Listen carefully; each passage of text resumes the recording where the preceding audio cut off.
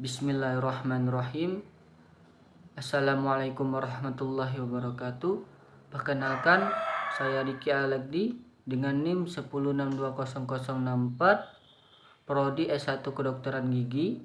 Baiklah, kali ini saya akan menjelaskan ciri-ciri dari gigi molar 1, molar kedua, dan molar ketiga permanen rahang bawah, mata kuliah dental anatomi. Baiklah, saya akan menjelaskan untuk ciri-ciri dari gigi molar 1 permanen rahang bawah. Jika kita lihat dari sisi kapsnya, untuk molar 1 permanen rahang bawah ini, bentuk kapsnya itu jika kita lihat dari bagian oklusal berbentuk seperti heksagonal, dan untuk kapsnya itu jika kita lihat itu terbagi menjadi dua. Yang pertama itu terdapat kaps bukal, dan yang kedua itu terdapat kaps lingual.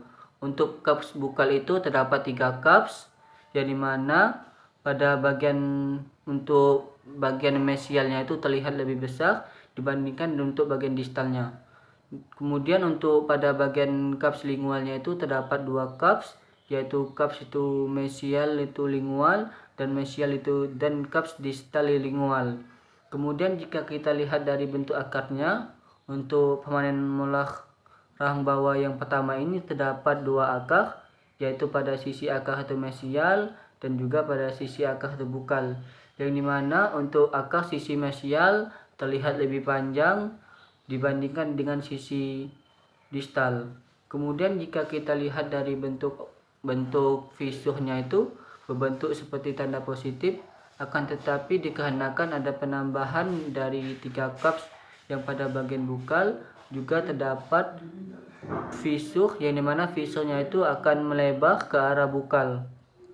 Kemudian untuk pada kaps sisi bukal, yang dimana kaps sisi bukal terlihat lebih mendatar atau terlihat lebih lurus dibandingkan dengan sisi lingual, yang mana untuk kaps yang tertinggi atau kaps yang paling muncul permukaannya itu yaitu terdapat pada sisi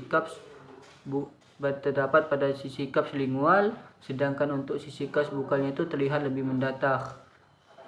Baiklah, saya akan lanjutkan untuk ciri-ciri dari molar kedua permanen rahang bawah.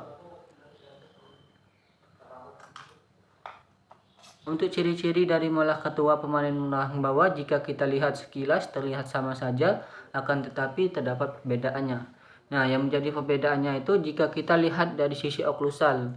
Jika kita lihat dari sisi oklusalnya itu, untuk bentuk kapsnya itu terlihat seperti persegi 4, yang dimana pada kapsnya itu terdapat 4 kaps, yaitu 2 pada bagian bukal dan 2 pada bagian lingual.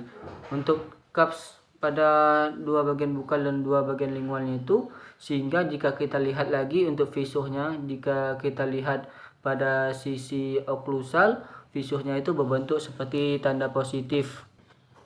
Dan untuk kaps pada bagian bukal terlihat lebih mendatar jika kita bandingkan dengan pada bagian lingual.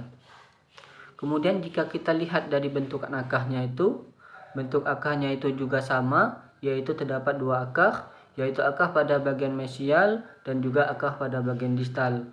Untuk yang membedakan akar pertama, molar pertama dengan molar kedua, untuk molar kedua itu akarnya itu terlihat lebih mendekat atau terlihat lebih menempel dibandingkan dengan molar pertama tadi.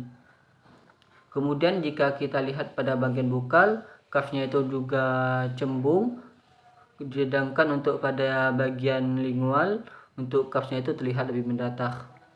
Kemudian untuk pada bagian cervicalnya itu atau pembatas antara mahkota dengan akarnya itu, cervicalnya itu lebih berkelok ke arah sisi mesial jika dibandingkan dengan distal.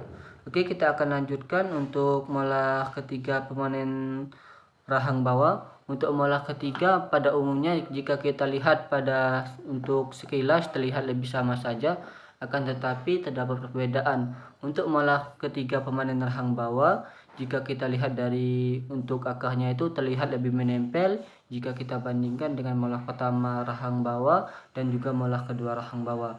Kemudian jika kita lihat dari sisi oklusal juga terdapat visur yang membentuk seperti tanda positif. Nah, untuk visurnya itu tergantung pada kapsnya. Nah, untuk molar ketiga permanen rahang bawah itu kadang terdapat 4 kaps dan juga kadang terdapat 5 kaps. Dan untuk visurnya itu terlihat lebih banyak. Sekian dari saya, terima kasih. Wassalamualaikum warahmatullahi wabarakatuh.